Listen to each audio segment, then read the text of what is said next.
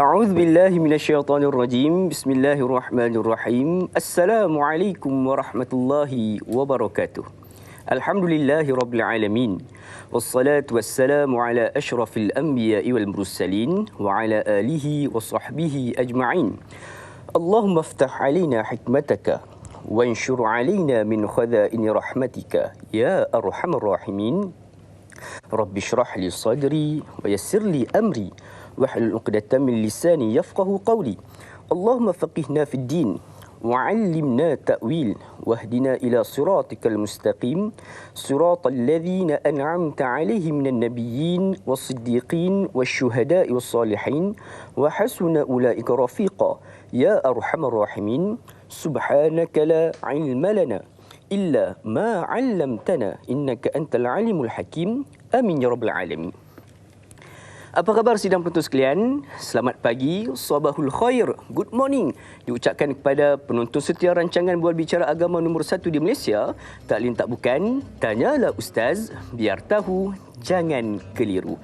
Alhamdulillah, pertama-tamanya sama-samalah kita panjatkan kesyukuran kita kepada Allah Subhanahu Wa Taala kerana masih lagi memanjangkan usia kita, memberikan kesempatan buat kita bersama untuk terus bernafas di atas muka bumi Allah Subhanahu Wa Taala ini.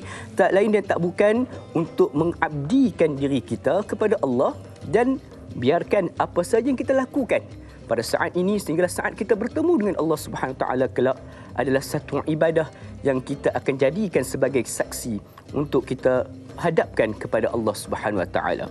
Insya-Allah. Alhamdulillah sidang penonton sekalian, bertemu lagi kita di dalam episod 19 Mac 2021 bersamaan 5 Syaban 1442 Hijriah.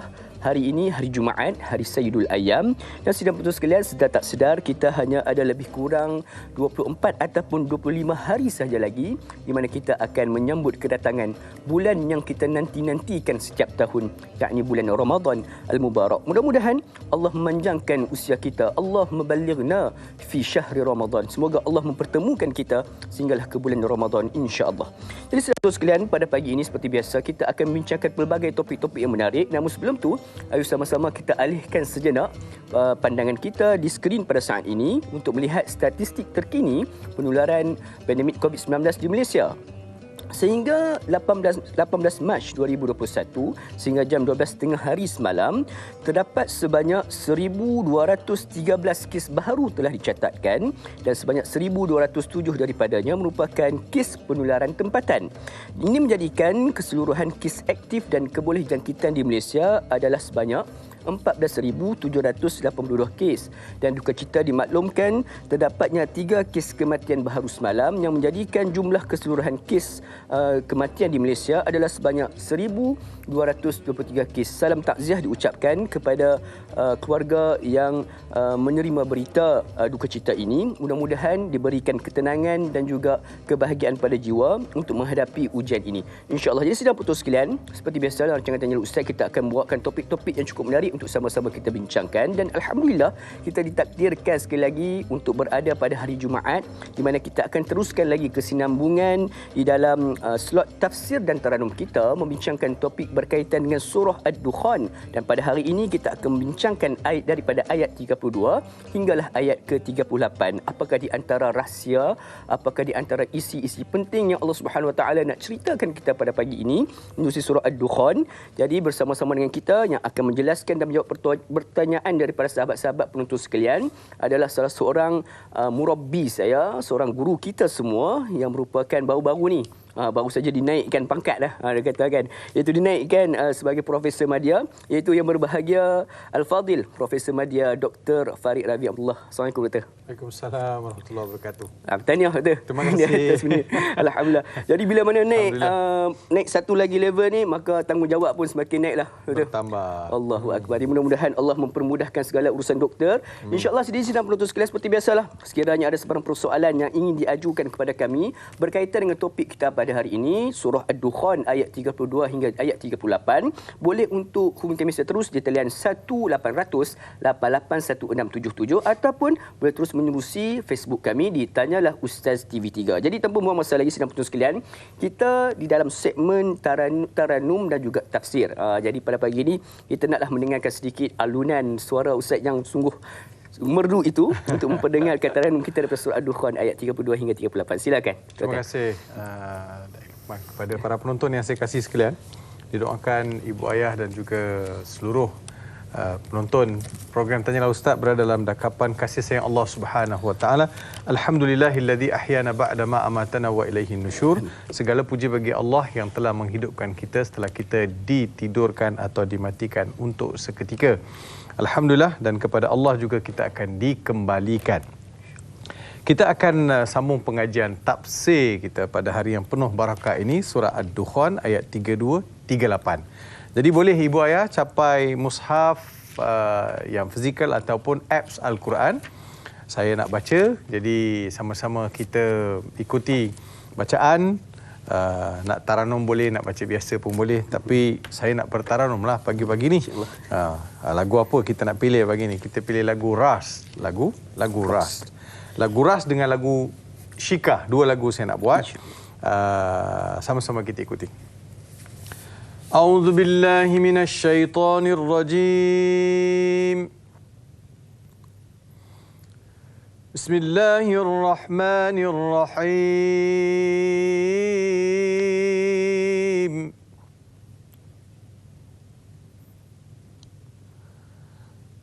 وَلَقَدِ اخْتَرْنَاهُمْ عَلَى عِلْمٍ عَلَى الْعَالَمِينَ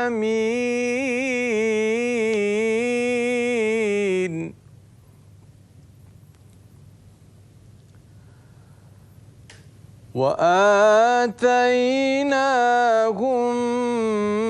مِنَ الْآيَاتِ مَا فِيهِ بَلَاءٌ مُبِينٌ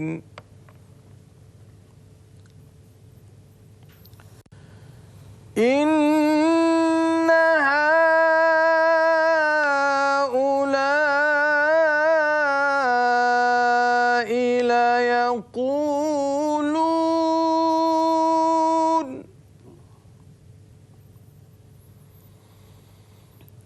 إِنْ هِيَ إِلَّا مَوْتَتُنَا الْأُولَى وَمَا نَحْنُ بِمُنشَرِينَ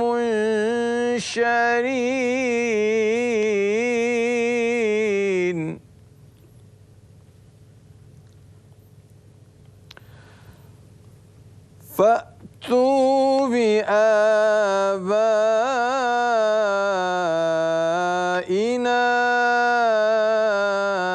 إِن كُنتُمْ صَادِقِينَ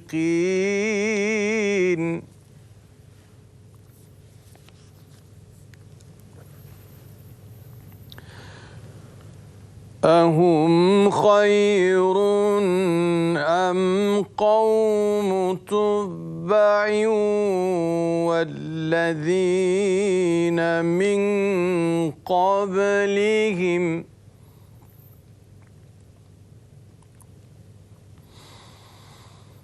أَهُمْ خَيْرٌ أَمْ قَوْمُ تُبَّعٍ وَالَّذِينَ مِنْ قَبْلِهِمْ أَهْلَكْنَاهُمْ إِنَّهُمْ كَانُوا مُجْرِمِينَ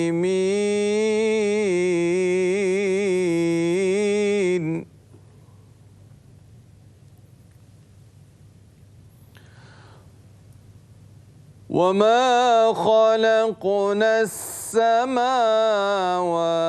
وَالْأَرْضَ وَمَا بَيْنَهُمَا لاعبين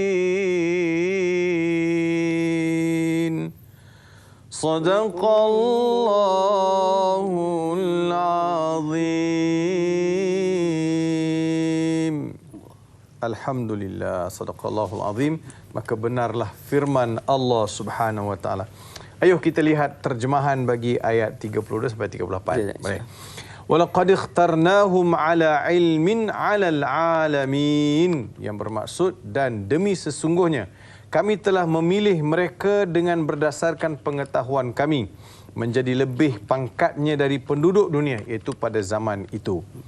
Wa atainahum minal ayati ma fihi bala'um mubin, dan kami berikan kepada mereka, iaitu melalui Nabi Musa alaihi salam, berbagai mukjizat yang mengandungi ujian yang jelas lagi nyata, iaitu untuk melahirkan sikap mereka yang sebenarnya. Inna haula'i la yaqulun, berbalik kepada kisah kaum musyrik penduduk Mekah, Allah berfirman, sesungguhnya mereka ini akan berkata kepadamu, wahai Muhammad, dan kepada pengikut-pengikutmu, in hiya illa mautatunal ula wa ma nahnu bimunsyarin. Mati hanyalah mati kita yang pertama, iaitu mati di dunia, dan kita tidak sekali-kali akan dibangkitkan hidup lagi sesudah itu. Fa'tu bi abaina in kuntum sadiqin. Jika tidak, maka bawakanlah datuk nenek kami yang telah mati kalau betul kamu orang-orang yang benar. Ahum khairun am qaumu tubba'in walladzina min qablihim ahlaknahum innahum kanu mujrimin. Mengapa mereka masih berdegil dalam kekufurannya? Adakah mereka yang lebih kekuatan dan kehandalannya atau kaum Tubba' dan orang-orang yang terdahulu dari mereka? Orang-orang itu semuanya kami telah binasakan kerana sesungguhnya mereka adalah orang-orang yang berdosa. Wa ma khalaqna as-samawati wal arda wa ma bainahuma la'ibin. Dan tidaklah kami menciptakan langit dan bumi serta segala yang ada di antara keduanya secara main-main. So kita ada ayat 32 sampai ayat 38. Surah Ad-Dukhan adalah surah seperti mana Syahid Said Qutb sebut, surah yang menggambarkan kekufuran kafir Quraisy. Sebab kita tahu surah ini turun di Mekah kan? Turun di Mekah, satu. Keduanya, surah ini adalah surah yang juga memperlihatkan as-sira', iaitu pertelagahan ataupun pertembungan dua idea atau pertembungan dua cara berfikir ataupun dua idea lah kita kata. Sebab satu kumpulan kata kita tak akan, kalau kita mati pun inilah kematian kita, finish here. Maksudnya hidup, mati, habis. Tak ada kehidupan lain. Manakala Al-Quran menggambarkan bahawa hidup sini sementara, mati ada hidup lagi. So kan dia bertembung sekarang ni. Itu yang kedua. Yang ketiganya, ciri surah Makkiyah ini ayat dia pendek-pendek tetapi mesej dia besar. Betul, Ustaz. Lebih kepada membentuk kepercayaan kepada masyarakat yang dihadapkan dengan ayat-ayat ini. Yang keempat, orang kafir Quraisy bukanlah terlalu asing dengan cerita-cerita umat terdahulu. Bila sebut kaum Tubba', bila sebut kaum Ad, bila sebut kaum Thamud, mereka biasa dengar. Mereka tahu. Sebab Arab ni kan dia suka berdagang. Li'ila fi Quraisy ila fihim rihlata syita'i was-saif. Dia memang ada pelayaran ataupun perdagangan berlaku. Daripada Mekah dia orang pergi sampai ke Yaman, ke Hadramaut, kemudian ada perdagangan. Sebab itu dia orang Arab, dia yang asal betul daripada Yaman. Kan? Dia daripada Yaman. Daripada situlah mereka berpecah pergi ke Iraq, pergi ke Syam dan sebagainya.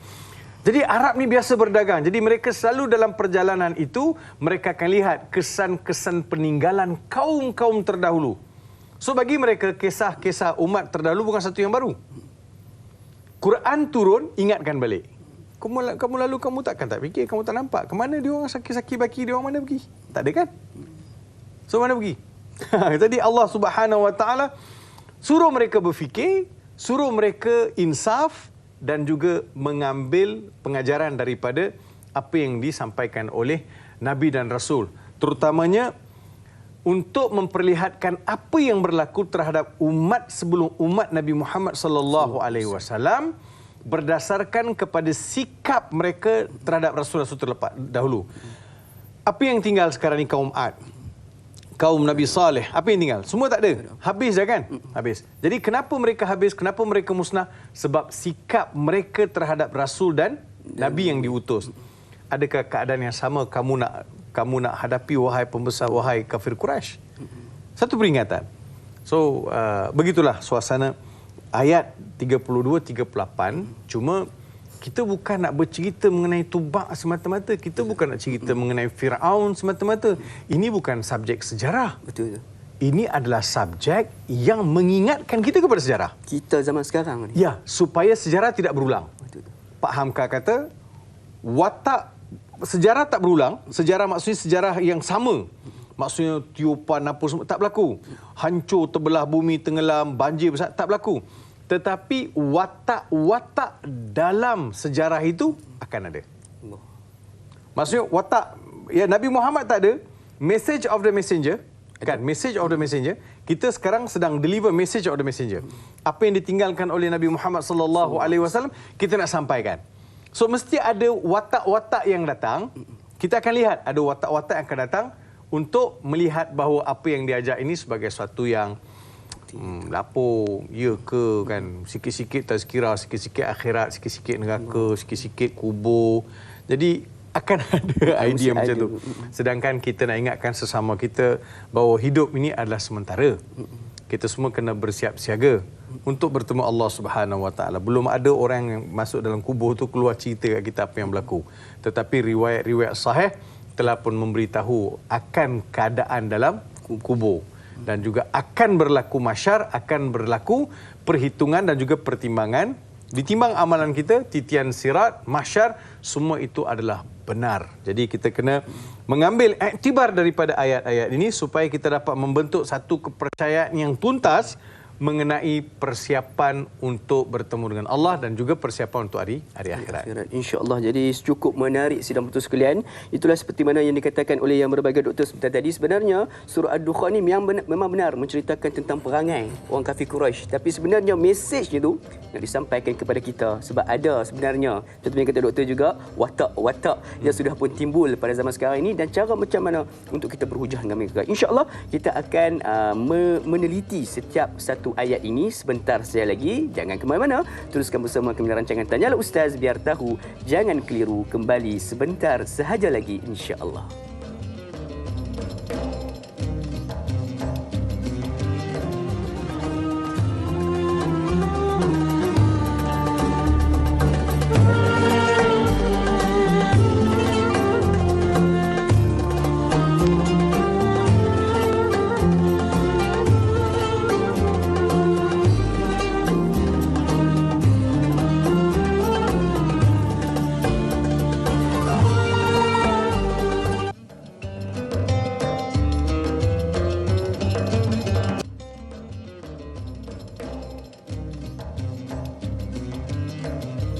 Alhamdulillah sudah bertutur sekalian, kembali kita bertemu pada pagi ini dalam rancangan Tanyalah Ustaz biar tahu jangan keliru pada hari Jumaat, pagi Jumaat yang penuh keberkatan, penuh ketenangan ini. Ayuh sama-sama kita mengimarahkan dan juga kita menghidupkan sunnah-sunnah Nabi SAW. Jangan lupa, mana yang masih lagi belum mandi itu, apa kata sebentar saja lagi, selepas selesai saja kita menonton rancangan Tanyalah Ustaz, lakukanlah untuk mandi sunat hari Jumaat. Dan juga sekiranya kita lihat kuku-kuku kita ni, ada kuku yang panjang, apa salahnya kita mengambil pengetip kuku dan kita potonglah kuku kita insya-Allah. Jadi saudara betul sekalian, kita akan masih lagi membincangkan topik berkaitan dengan surah Ad-Dukhan ayat 32 hingga 38. Sekiranya ada sebab persoalan boleh untuk mungkin bisa terus di talian yang tertera di kaca televisyen insya-Allah. Jadi jom sama-sama kita naraikan soalan pertama daripada sahabat penanya kita di Facebook daripada Puan Rahimah Saud.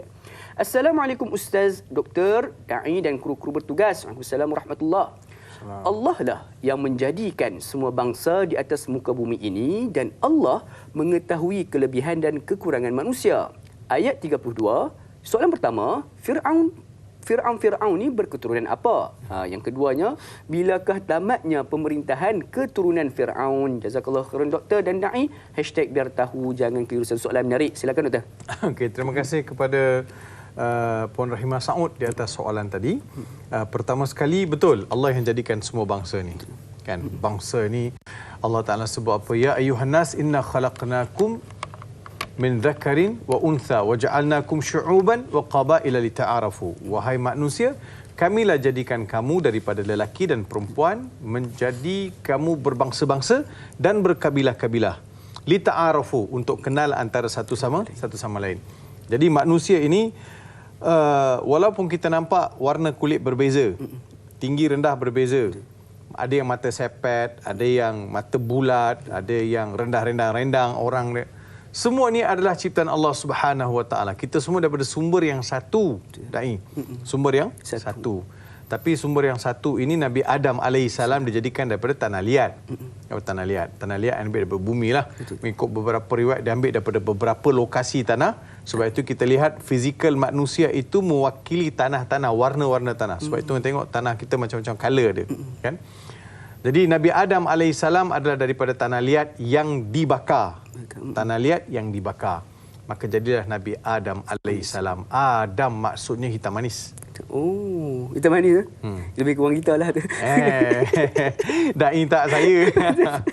Jadi hitam manis maksudnya Nabi Adam alaihissalam disebabkan jadikan di tanah liat dibakar, maka keluarlah warna hitam manis. Min salsalin fakhar.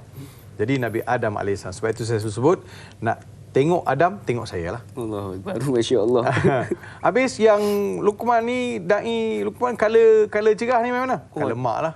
Oh, mak. Kan, mak color lain. Oh, betul. Jadi, dia mengikut fizikal warna tanah. Jadi, kita semua berbeza-beza dari sudut rupa, tetapi asal usul kita sama. Satu. Keduanya,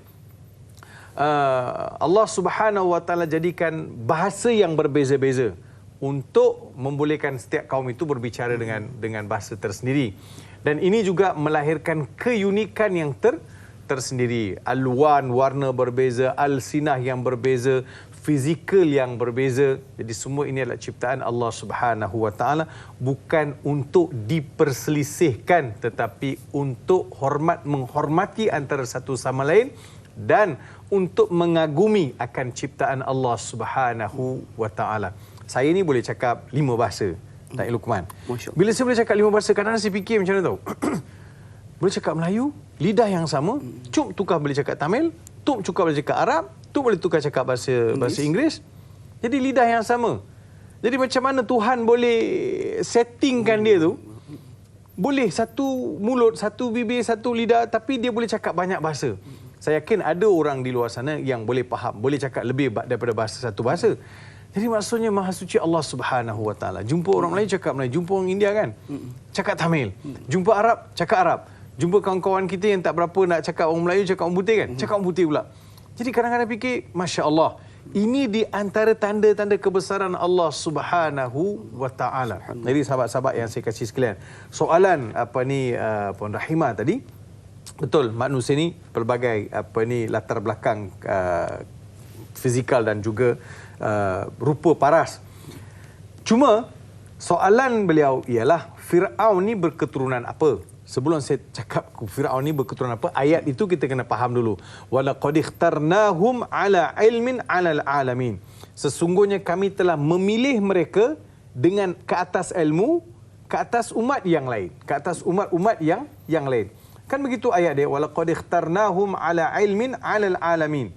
Demi sesungguhnya kami telah memilih mereka dengan berdasarkan pengetahuan kami menjadi lebih pangkatnya dari penduduk dunia. Itu terjemahan yang disediakan melalui tafsir.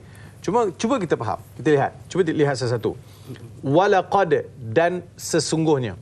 Lam itu nak beritahu taukid. Sungguh, sesungguhnya. Sesungguhnya, qad pun sesungguhnya. Sebab itu kalau qad ini Da'i Luqman duduk di pangkal ayat, itu bermaksud sesungguhnya. Sesungguhnya. Tapi kalau duduk di tengah-tengah, dia jadi pilihan. Qad, mungkin. Qad yakunu. Tapi disebab pangkal itu menggambarkan sesungguhnya. Dan sesungguhnya, la itu sesungguhnya, qad pun sesungguhnya.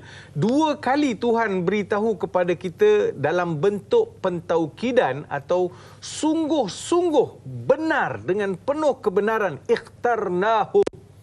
kami telah memilih mereka. Siapa yang pilih? Bukan saya pilih, bukan dai yang pilih, bukannya siapa-siapa yang pilih, tetapi Allah Subhanahu wa taala pilih. Ikhtarnahum, kami yang pilih.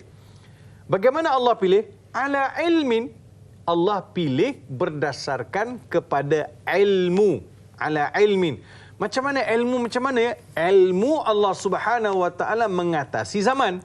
Betul kan? Saya kena belajar baru saya faham. Belum tentu apa yang saya baca semalam saya ingat semua. Tapi Allah tidak begitu. Allah Subhanahu wa Tuhan yang memiliki ilmu. Dia terkeluar daripada proses pembelajaran. Dia terkeluar daripada proses lupa. Jadi Allah Subhanahu wa taala Maha mengetahui siapa yang harus dipilih, siapa yang selayaknya diangkat.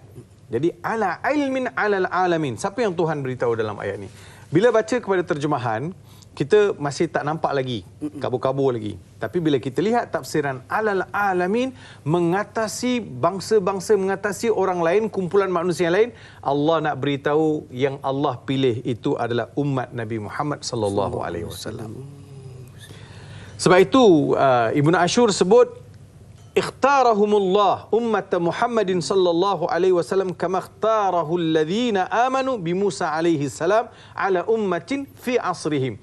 Allah nak beritahu, wahai Muhammad, pengikut-pengikut engkau tu aku pilih seperti mana aku pilih dan angkat darjat pengikut-pengikut Nabi Musa alaihi salam. Saya tidak mahu ada orang salah faham. Alal alamin itu jangan sampai kita kata yang terpilih itu adalah Bani Israel. Yang terpilih itu adalah pengikut Nabi Musa. Betul, pengikut Nabi Musa ada yang terpilih. Siapa di antara mereka? Mereka yang beriman lah. Yang tidak beriman tak akan dipilih. Kan umat Nabi Musa alaihi salam, pelbagai situasi, pelbagai insiden berlaku, pelbagai kebobrokan, pemikiran, bantahan, lawan. Tak habis. Macam-macam mukjizat Nabi Musa bagi. Tetap mereka engkar. Sebab itu wa idh qala Musa liqaumihi ya qaumi lima tu'dhunani wa qad ta'lamuna anni rasulullah ilaikum, dalam surah Saf kan. Nabi Musa beritahu, wahai kaumku, kenapa kalian masih lagi menyakiti aku?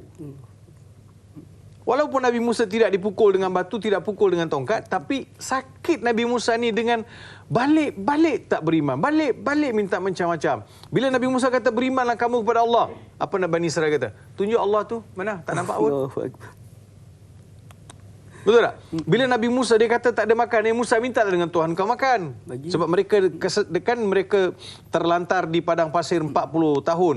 Yatihuna fil ardi arba'ina sana kan. 40 tahun mereka sesat. Masa tu Musa mintalah makan Tuhan kau.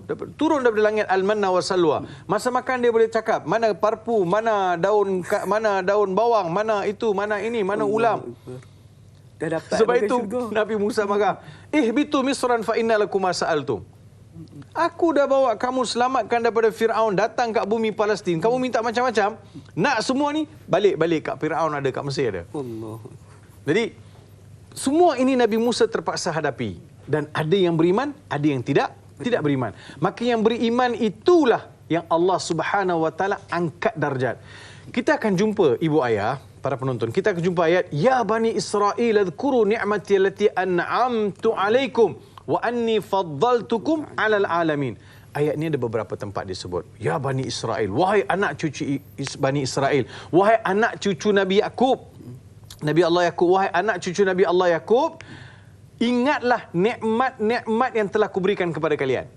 Dan aku telah angkat kalian mengatasi umat-umat yang lain. Betul. Kenapa? Di mana yang Allah angkat? Allah angkat mereka ni dengan pelbagai pemberian. Itu yang kita sebut satu-satu. Mana ada satu kaum yang nabinya pukul laut dengan tongkat terbelah dua?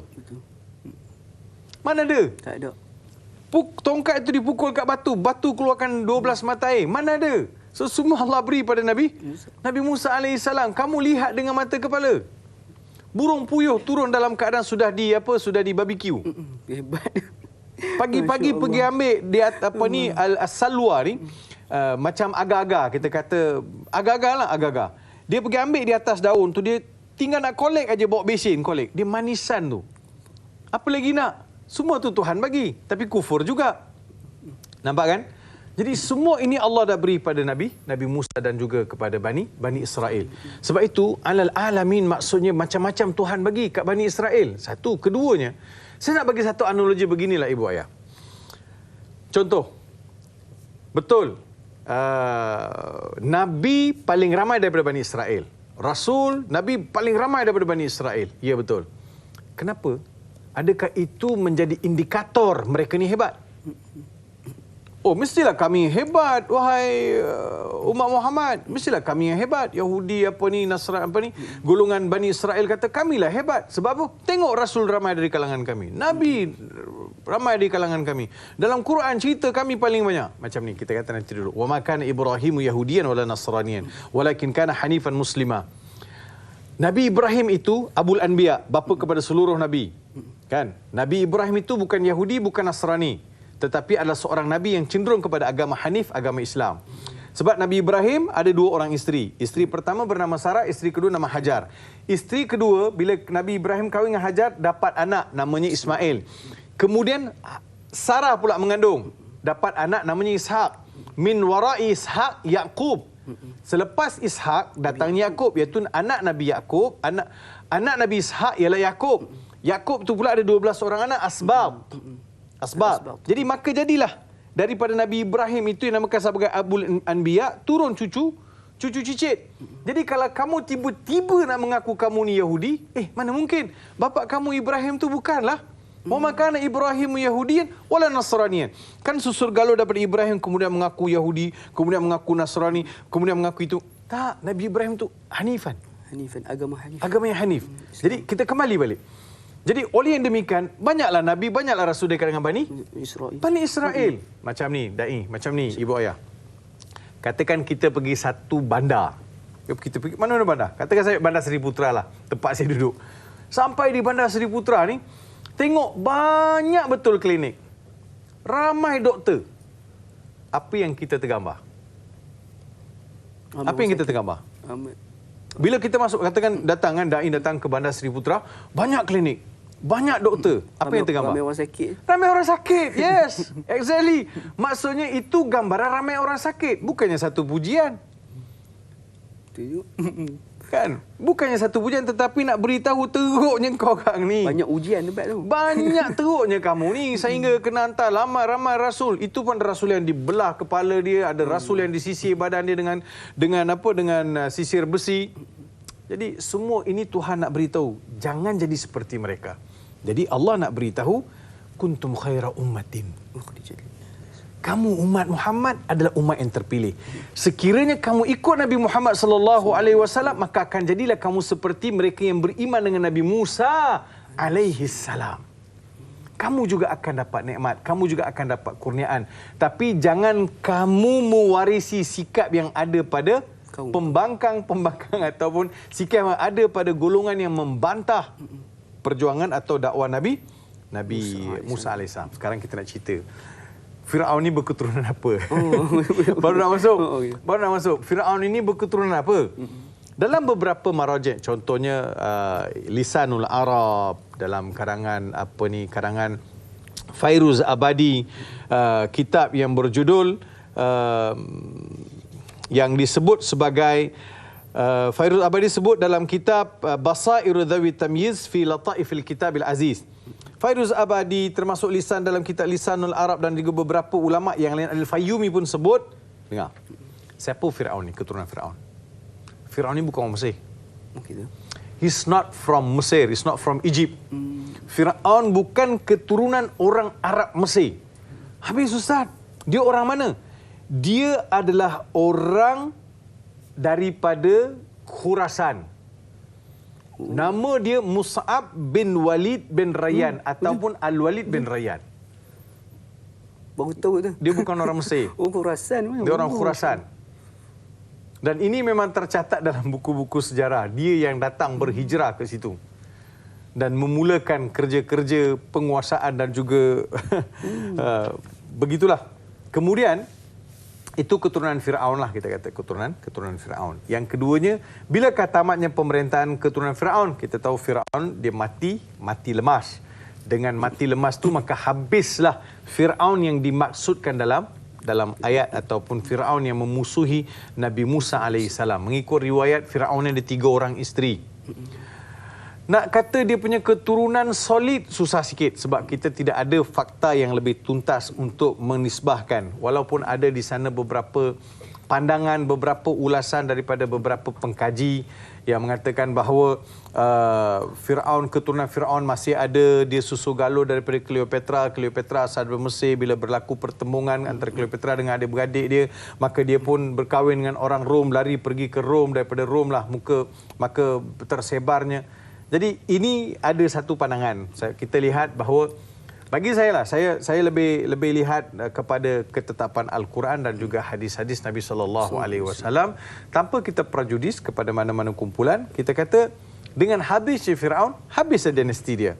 Dengan matinya Firaun, habis dinasti. Sebab isteri Firaun ada 3 orang. Nafartari nama dia, yang keduanya Mata Nafrura. Kemudian yang ketiga Isnafrat, ada 3 orang isteri dia. Dan masing-masing bila beranak, mati anak dia. Bila beranak, meninggal anak dia. Jadi keturunan dia tu agak sukar untuk kita nisbahkan. Dan kita tahu bahawa Firaun ini bukan seorang. Ramai. Ramses ni ramai. Tapi yang dimaksudkan dalam Al-Quran ini baru seorang. Yang ni disebut sebagai Ramses kedua.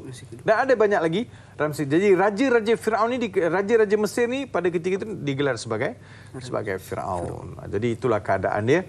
Kita tak mau ada tidak mau ada sesuatu pandangan yang mengelirukan. Jadi bagi kita lihat Quran, kita lihat apa yang Al-Quran mahu. Al-Quran mahukan kita menjadi umat yang terbaik dengan dinobatkan kuntum khaira ummatin ukhrijat linnas. Kamu adalah sebaik-baik umat Nabi Muhammad sallallahu alaihi wasallam. Kerana itu kebaikan itu dipanggil nisbiyah. Saya jadi hebat, dai jadi hebat sebab kita dinisbahkan kepada Nabi Muhammad SAW. Umat Nabi Muhammad. Disebabkan ada umat Nabi Muhammad, maka diangkatlah kita menjadi umat yang mulia. Khairah ummah. Allahu Akbar. Jadi sidang betul sekalian, kita ini mulia bukan kerana diri kita, tetapi kita mulia kerana menjadi umat Nabi Muhammad SAW. Jadi kalau ada persoalan, sebenarnya Doktor berkaitan dengan sedikit penjelasan pada penonton, Firaun itu sebenarnya nama bagi gelaran raja bagi di Firaun. Seperti mana kalau Caesar dekat Rom dan sebagainya. Jadi betul sekalian, banyak lagi kita akan bincangkan. Jangan ke mana-mana, teruskan bersama kami rancangan Tanyalah Ustaz, biar tahu jangan keliru.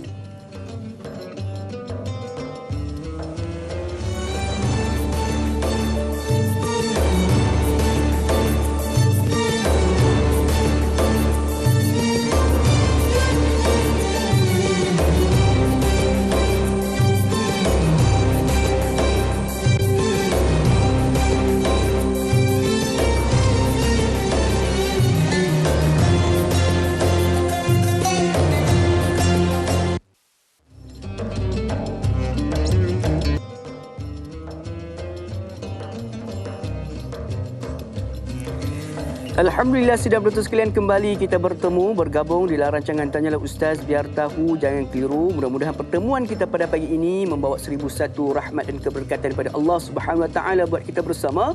Apatah lagi hari ini merupakan hari Jumaat. Setiap apa saja kita lakukan, ibadah kita kepada Allah Subhanahu Wa Taala, sudah pasti ada ganjaran istimewa yang Allah sediakan buat kita bersama, insya-Allah. Jadi sidang betul sekalian, masih lagi kita membincangkan berkaitan dengan topik surah Ad-Dukhan ayat 32 hingga 38. Sekiranya ada sebarang persoalan yang ingin diajukan kepada kami, seperti biasa boleh untuk hubungi kami secara terus di talian yang tertera di kaca televisyen. Jadi pada saat ini kita nak raikan pula soalan berikutnya daripada sahabat Facebook kita, daripada Puan Masripah Nur Jama'in.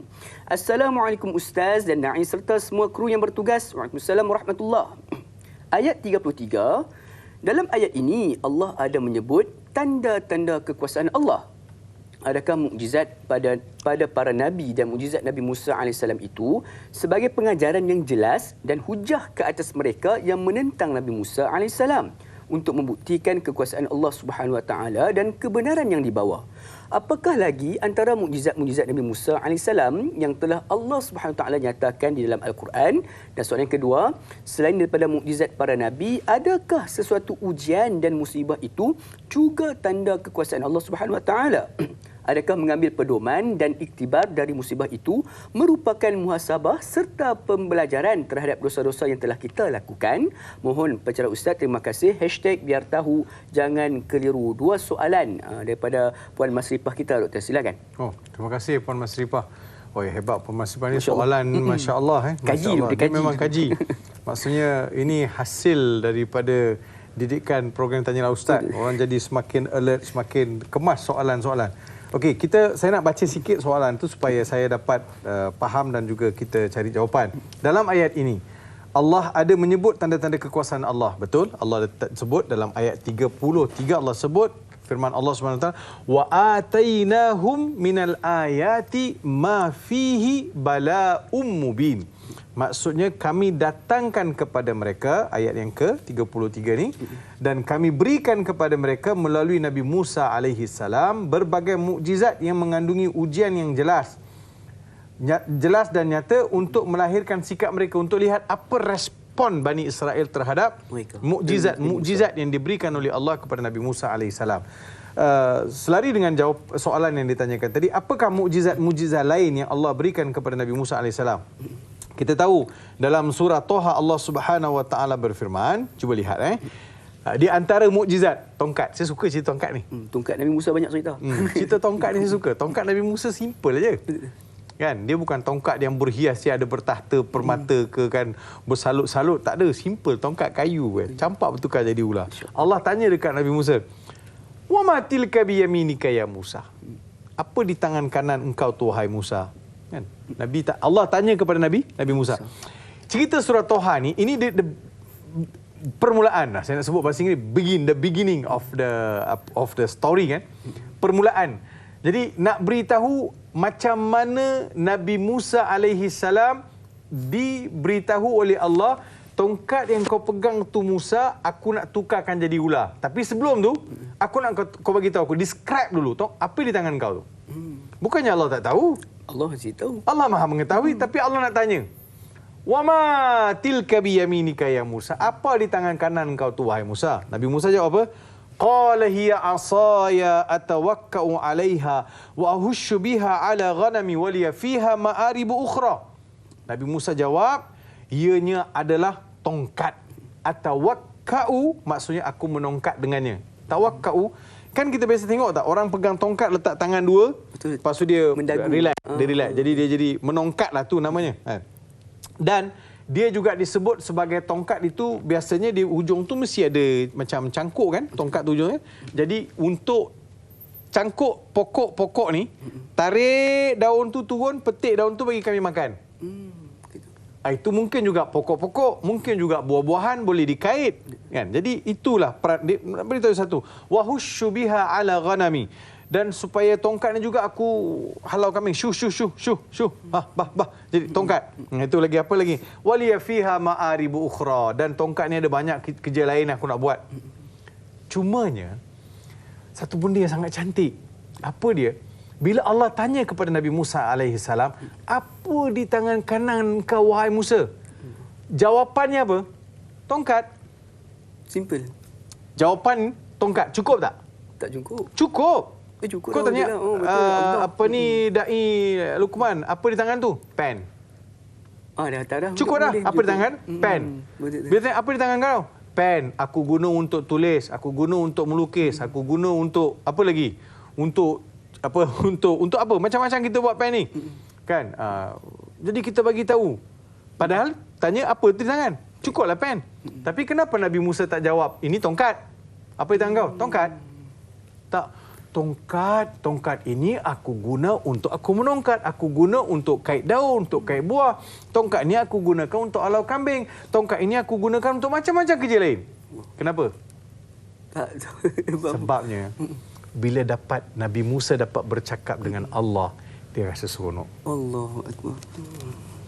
Dia rasa seronok. Sebab itu dia bual bicara jadi panjang. Dai Luqman. Bila Dai Luqman jumpa ustaz, seronok tak? Seronok. Rasa nak cakap banyak tak? Mesti. Ya. Betul tak? Betul. Kalau ada orang kita tak suka? Dah. Betul kan? So itu fizikal biasa. Bila kita jumpa ada kawan-kawan kita suka, kita sayang, bila cakap, kita nak sembang. Sebab itulah perasaan seorang kekasih kepada kekasih dia. Betapa sayangnya Allah kepada Nabi Musa alaihi salam, dan betapa seronoknya Nabi Musa alaihi salam bila dapat bercakap dengan Allah. Dia panjangkan cerita. So ini di antara mukjizat. Bila tanya saya nak cerita, seronok cerita kisah Nabi Musa alaihi salam ni. Apa dia mukjizat Nabi Musa? Tongkat, tangan Nabi Musa masuk di bawah celah ketiak, tangan kanan dimasuk di bawah celah ketiak ni, diangkat jadi bercahaya. Itu di antara mukjizat. Kemudian tongkat bertukar menjadi ular. Kemudian sungai, laut terbelah. Sebab itu Musa adalah gabungan dua perkataan. Mu itu air, sa itu kayu atau pokok. Kan dua ni. Betul.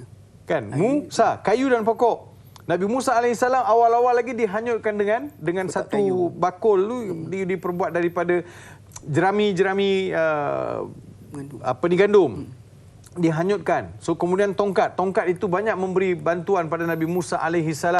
Kemudian air yang mula-mula selamatkan Nabi Musa masa nak dibunuh oleh Firaun, masa baby tu selamat hanyut sampai ke istana Firaun. Yang keduanya masa Firaun kejar nak bunuh juga, Nabi Musa diselamatkan oleh air. Betul. Tapi disebabkan kebongkakan Firaun kata, "Hadhihi anharu tajri min tahti." Dia kata sungai Nil ni bawah tapak kaki aku lah. Dia kata. Punyalah bongkak Firaun. Sombong Firaun. Udahnya mati lemas. Mati dalam laut. Habis mati dalam laut. Jadi saudara dan saudari, kepada ibu Puan Masripa yang bertanya, banyak lagi mukjizat Nabi Musa alaihi salam yang didatangkan supaya mereka beriman. Jadi umat Nabi Muhammad ni, kita tak ada mukjizat yang begitu. Kita pun tidak di zaman Nabi SAW. Allah bagi macam-macam mukjizat kepada Nabi Muhammad SAW. Contoh saya pernah cerita dulu. Bila Nabi Muhammad SAW sedang duduk bersama sahabat, datang sekumpulan kafir Quraisy. Pada masa itu bulan sedang penuh purnama. Tapi kalau nak tengok bulan purnama ni penuh ni, tengok dekat negara Arab cantik. Sebab negara Arab ni dia jarang ada awan-awan ni. Oh, dia jenis langit clear. Very clear sky kan. Very clear. Tengok bulan tu nampak purnama tu penuh. Jadi masa Nabi sedang duduk lihat, datang kafir Quraisy kata, "Muhammad, kalau betul kau Nabi, kau belah bulan tu tengok. Betul kau ada mukjizat, belah tengok. Cuba belah jadi dua." Nabi Muhammad SAW tanya kepada kaum Quraisy, "Kalau aku belah, apakah kamu akan beriman dengan ajaran aku atau ajakan aku?" Okey? Boleh? Kita buat MOU, Memorandum of Understanding. Maksudnya kau belah dulu, kami akan beriman. Nabi Muhammad SAW dengan izin Allah Subhanahu Wa Taala angkat tangan, tunjuk macam ni, terbelah bulan tu. Kemudian Nabi Muhammad angkat balik, tutup balik. Mereka lihat kan? Semua lihat, tenganga-nganga mulut, tengok mukjizat tu. Tapi beriman tak? Kemudian tu tak beriman. Apa dia cakap? Ahli sihir. Oh, anta sahir ya Muhammad. Hada sihrun mubin. Dah pula. Tak nak juga beriman kan? Jadi kita tak ada dah mukjizat. Kita tak hidup zaman tu. Kita tak tengok bagaimana kehebatan Nabi Muhammad SAW yang lain. Tapi kita ada Al-Quran. Mukjizat yang paling hebat, yang kekal, abadi, Al-Quran. Itulah mukjizat. Ibu ayah. Tak ada mukjizat Nabi Muhammad SAW yang lain. Itulah Nabi tinggalkan kepada kita. Baca ayat dia, hayati ayat dia, faham ayat dia, kita akan dapat rasakan kehebatan. Lebih hebat daripada mukjizat yang lain. So kita kena kembali. Sebab itu program tafsir kita ni, kita perlu rasa seronok belajar Al-Quran. Sebab kita sedang membincangkan mukjizat yang kekal abadi. Mukjizat khalidah disebut. Jadi itulah di antara mukjizat yang dijadikan sebagai bukti kekuasaan Allah Subhanahu Wa Taala. Tapi kalau hati itu sudah keras, turun malaikat depan boleh tak beriman. Betul tak? Manusia kan bila hati dah keras. Kau bacalah ayat macam mana pun, dia seperti tuang air di atas daun keladi. Kita tak mau benda tu berlaku, kita mau biar Al-Quran memberi kesan. Yang keduanya, selain daripada mukjizat para nabi, adakah sesuatu ujian dan musibah itu juga tanda kekuasaan Allah Subhanahu Wa Taala? Ya, betul. Tsunami, gempa bumi, gunung berapi, jadi banjir besar, semua itu adalah kekuasaan Allah Subhanahu Wa Taala. Dalam kehebatan manusia ini, manusia boleh bendung tak? Manusia bolehlah cipta alam ataupun alert system letak dekat tengah laut. Kalau ada berlaku tsunami, dia akan bagi alert. Maksudnya ada berlaku tsunami. Tapi sejauh mana manusia boleh tahan tsunami tu? Tak boleh. Orang boleh lari je. Orang boleh elakkan, lari boleh. Tetapi daripada tsunami tu berlaku, boleh tahan tak? Tak boleh. Gunung berapi, ada siapa boleh tahan? Tak boleh. Hujan, banjir besar, siapa boleh tahan? Tak boleh. Allah nak beritahu ini adalah tanda-tanda kekuasaan dia. Satu hari nanti dia akan sampai tahap, dia akan sampai masa semua itu akan hilang. Maksud kita sekali akan tenggelam. Betul tak? Betul. Saya pernah tanya dengan Syekh Ramadan Al-Buti. Ramadan Al-Buti masa datang beliau berkunjung ke Malaysia. Saya diberi kawan-kawan ajak saya masuklah dekat VIP room dekat airport. Sampai ke depan kapal terbang kita hantar dia masa dia berkunjung ke Malaysia. Tak ingat tahun bila. Saya tanya, Syekh, tengok macam-macam musibah berlaku ni, agaknya apa Tuhan nak tegur? Dia jawab senang aja. Dia kata Allah nak beritahu dunia ini tidak sempurna. Sebab itu ada pelbagai musibah. You ada macam-macam keindahan tetapi dia tetap tidak sempurna. Allah nak beritahu ada kampung halaman yang lebih sempurna, iaitu akhirat. Rebutlah, berusahalah untuk masuk ke syurga Allah Subhanahu Wa Taala demi mengecapi kesempurnaan. Selagi mana kita di dunia tak sempurna. Betul, saya kata Masya Allah, pendek dia jawab tetapi memberi kesan. So mudah-mudahan, dan janganlah terlalu cepat sangat pula kita menghukum sana banjir, sini banjir, sana. Inilah dosa engkau orang, inilah engkau punya. Jadi jangan cepat sangat kita menghukum. Tidak semestinya satu musibah itu datang sebab kesalahan, kejahatan seseorang. Boleh jadi ianya menjadikan satu teguran. Kalau macam tu orang baik-baik pun juga diuji oleh Allah Subhanahu Wa Taala. Takkan kita nak kata Nabi Muhammad sallallahu alaihi wasallam yang melalui pelbagai ujian, kita nak kata apa? Linuthabbita bihi fuadak. Maksudnya semua itu berlaku untuk mengukuhkan lagi keimanan kita kepada Allah. Bila lihat musibah, bukan untuk mengecam, bukan untuk menghukum, tetapi untuk kita yakin adanya kekuasaan Allah Subhanahu Wa Taala.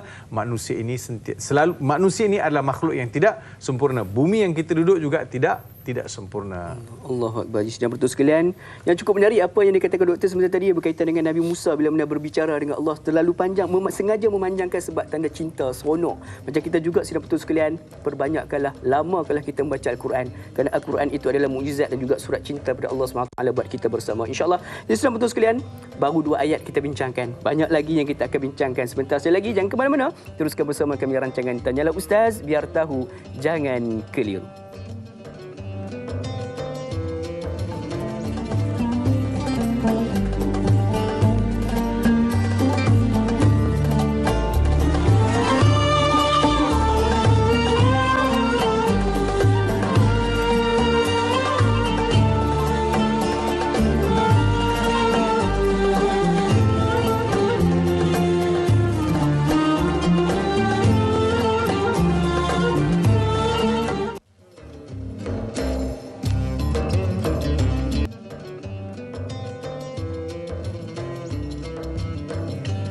Alhamdulillah, sidang penonton sekalian, kembali kita bertemu pada pagi ini dalam rancangan Tanyalah Ustaz menerusi segmen tafsir dan taranum. Mudah-mudahan dengan setiap ayat daripada surah Ad-Dukhan ayat 32 hingga 38 yang kita sama-sama tadabbur pada pagi ini menjadikan pedoman buat hidup kita, menjadikan salah satu cara untuk kita nak merasakan rasa cinta kita untuk sentiasa membaca dan juga mentadabbur Al-Quran. Jadi sidang penonton sekalian, sekiranya ada sebarang persoalan yang ingin diajukan kepada kami berkaitan dengan topik kita pada hari ini, surah Ad-Dukhan ayat 32 hingga 38, boleh untuk ajukan di talian yang tertera di kaca televisyen sidang penonton sekalian, insya-Allah. Jadi jom sama-sama kita naraikan persoalan berikutnya pada sahabat Facebook kita daripada Puan Nur Hayati Ismail. Assalamualaikum Ustaz, serta kru Tanyalah Ustaz, ayat yang ke-34. Apakah firman Allah dalam ayat ini sebagai peringatan kepada Nabi Muhammad sallallahu alaihi wasallam dan pengikut-pengikut baginda agar bersedia menghadapi kaum-kaum ini yang sesekali tidak akan percaya kepada kekuasaannya, sekalipun ditunjukkan bukti kemusnahan kepada mereka-mereka yang ingkar, malah kedegilan dan penentangan mereka itu akan datang dengan pelbagai cara.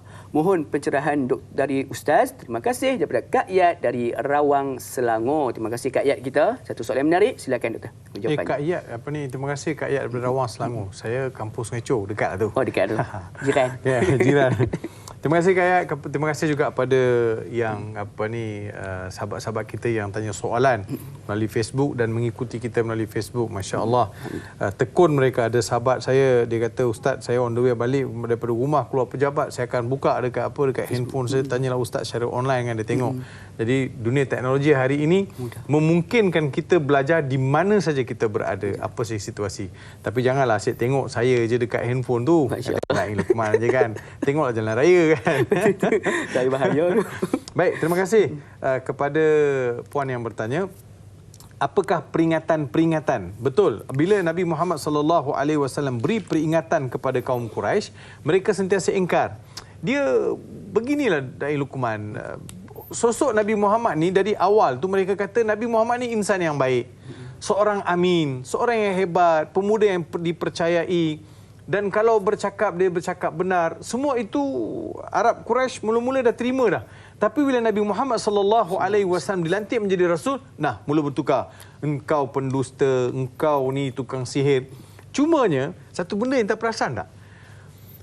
Kaum Quraisy ataupun kafir Quraisy ni sampai hari ini, mereka tak sepakat nak tuduh Nabi Muhammad ni apa sebenarnya. Nak tuduh apa? Menipu.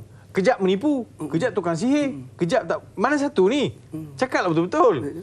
Jangan duk asyik tukar. Kejap tukang sihir, kejap tukang tilik, kejap tukang pak nujum. Mana satu Muhammad ni? Kalau betul nak buat tuduhan, mana satu tuduhan kamu? Jadi maksudnya kalau bila pelbagai tuduhan, kalian sendiri tidak confirm. Betul tak? Yakin yang mana satu? Tak mana satu. Kejap. Jadi mestilah konsisten. Itu pun sudah menggambarkan bahawa tuduhan itu tidak ada asas. Mana satu kalau masuk mahkamah ni, nak kata dia ni menipu ke merompak? Mana satu? Apa dalil, apa bukti? Bagi tahulah kan. Tak ada, dia ni memang merompak. Kejap lagi, yang Arif, yang ni sebenarnya dia mencuri. Tak, yang Arif ni menipu. Mana satu? Sabit tak kes? Tak sabit, kena buang. Jadi Nabi Muhammad SAW dituduh pelbagai tuduhan yang tidak berasas. Maka peringatan demi peringatan telah disampaikan oleh Nabi Muhammad SAW. Cuba tuan-tuan lihat.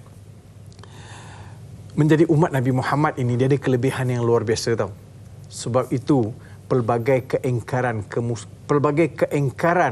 dan juga pelbagai jawapan yang menyakitkan Nabi SAW sering dilontarkan oleh penduduk Mekah, kafir Quraisy. Nabi pergi kota Taif, apa yang berlaku? Betul tak? Dengan peristiwa kota Taif itu sudah cukup Allah musnahkan umat ini. It's enough. It's enough. Diherdik, dibaling dengan batu, luka kepala Nabi Muhammad SAW. Tapi itu sudah cukup untuk memusnahkan kaum itu. Tapi Allah Subhanahu Wa Taala tidak buat begitu. Sebab Nabi Muhammad kata, Allah mahdi qaumi fa innahum la ya'lamun. Wahai Tuhan, beri petunjuk pada kaumku, sesungguhnya mereka tidak mengetahui. Dan dalam ayat Al-Quran, wa ma kana Allah mu'adzibahum wa anta fihim. Allah Subhanahu Wa Taala tidak akan musnahkan mana-mana kaum setelah Nabi Muhammad diutus, kerana Nabi Muhammad ada di kalangan mereka. Ulama sebut, wa ma kana Allah mu'adzibahum, Allah tidak akan mengazab mereka. Dia kata ma di situ nafyu sya'n. Dalam bahasa Arab, nafyu sya'n. Maksudnya mustahil dalam mana-mana zaman Nabi Muhammad tak ada. Sentiasa ada. Sentiasa ada. Umat dia, azan, Muhammad Rasulullah, Al-Quran, orang berselawat, sentiasa ada. Selagi mana ada, selagi itu dia panggil nafyu sya'n. Kalau semua itu dah tak ada, maka akan adalah azab Allah. Jadi mustahil. Jadi Tuhan nak beritahu nafyu sya'n. Baik. Jadi peringatan demi peringatan disampaikan. Sebab itu saya sebut tadi bahawa melalui inna haula ila yaqulun, mereka mengatakan, mereka mendakwa macam-macam kepada Nabi Muhammad sallallahu alaihi wasallam. Lebih-lebih lagi mereka selalu sangat bercakap benda-benda yang pelik ke atas Nabi sallallahu alaihi wasallam. Cuma dalam ayat ini secara spesifik mereka mengatakan bahawa mati ini habis. Kehidupan ini kita enjoy habis-habis, mati habislah. Tak ada lagi dah kehidupan selepas itu. Nabi Muhammad kata tidak. Mana adil? Berapa ramai yang mencuri atas dunia tak kena tangkap lagi? Berapa ramai yang menipu atas dunia tak kena hukum lagi? Berapa ramai yang ambil harta orang tanpa hak belum didakwa lagi? Berapa ramai yang buat kezaliman, kemusnahan belum dibicarakan lagi? Betul tak? Habis, takkan habis gitu je. Tidak adil lah. Tidak adil bagi hak Allah Subhanahu Wa Taala. Jadi Allah Subhanahu Wa Taala bangkitkan balik. Yang buat baik akan dapat kebaikan. Yang buat jahat akan dapat pembalasan. Sebab itu katakan, saya ambil contoh. Katakan seseorang itu berzina. Sabit dalam mahkamah syariah ada 4 orang saksi dan sebagainya. Semua cukup, dia di rotan. Kalau dia muhsin, dia ghair muhsin, kalau dia belum berkahwin lagi, dia rotan. Kalau dia sudah kahwin, dia direjam. Contoh contoh. Selepas dia melalui hukuman tersebut, dekat akhirat dia tak dihukum dah. Dia lepas dah. Dia lepas lah. Betul tak? Tapi kalau ada orang buat, tak dihukum. Allah Akbar. Kalau tak ada pengaruh di dunia, macam mana? Betul tak? So tidak menjadi suatu yang wajar dalam hikmah ilmu Allah, kekuasaan Allah, dalam sistem keadilan Allah Subhanahu wa taala, orang yang bersalah pasti akan dapat balasan. Tidak di dunia, di akhirat. Jadi sebab itu peringatan-peringatan yang Nabi Muhammad sallallahu alaihi wasallam sampaikan, kadang-kadang orang rasa rimas. Betul dah. Kalau kau ada orang kita nasihat dia rasa rimas. Betul. Sudahlah kau sikit-sikit tazkirah, sikit-sikit kubur, sikit-sikit akhirat. Sudahlah kubur masing-masing. Alasan. Kan biasa kita dengan kubur masing-masing. Saya kata sebab kubur masing-masing lah bagi tahu. Kalau kubur sekali dengan Da'i Luqman dengan Farid Rawi senang. Dengan imam kampung kita kan. Tok imam ke dengan tok mufti sekali kan. Kot kalau dia tak boleh jawab. Ni ustaz nak jawab apa ni? Malaikat tanya tak jawab, nak jawab apa ni? Boleh tolong. Sebab so masing-masing lah kita bagi tahu siap-siap supaya kita buat persiapan. Kita tak mahu sampai terlewat. Kita semua masih ada peluang, masih ada masa untuk perbaiki keadaan. Jadi sebab itu Nabi Muhammad sallallahu alaihi wasallam pelbagai mukjizat, pelbagai bukti datangkan supaya mereka yakin Nabi Muhammad ni bukan manusia biasa. Nabi Muhammad ni bukan seorang insan yang macam orang kampung biasa-biasa, tapi Nabi Muhammad insan yang hebat, ada hubungan baik. Dia insan yang luar biasa. Sebab itu pelbagai mukjizat datangkan untuk percayalah apa yang Nabi Muhammad sallallahu alaihi wasallam buat. InsyaAllah. Jadi Nabi Muhammad SAW bukanlah insan yang biasa-biasa, ataupun dalam bahasa zaman sekarang bukan kaleng-kaleng. InsyaAllah ini sudah betul sekalian. Ayo sama-sama kita menjadi umat Nabi Muhammad yang telah pun diberikan pelbagai kenikmatan dan kita menjadi seorang hamba yang bersyukur insyaAllah. Jadi Ustaz, kita kembali dengan persoalan berikutnya daripada sahabat Facebook kita, daripada Puan Sal Rasid Cikci. Assalamualaikum Ustaz Da'i. Waalaikumsalam warahmatullahi. Petikan ayat yang ke-35. In hiya illa mautatunal ula wa ma nahnu bimunsyarin. Mati yang pertama dan tidak sekali-kali akan dibangkitkan semula. Apakah maksud petikan man tatana illa mautatunal ula. Allahu Akbar. Letak bahasa Arab tu kita baca Ustaz mengenai kematian. Bagaimana yang dimaksudkan ada dua kematian bagi kita sebagai umat Islam, dan bagaimana pula fahaman kaum musyrikin Mekah mengenai kematian yang bagi mereka tiada kehidupan selepas kematian.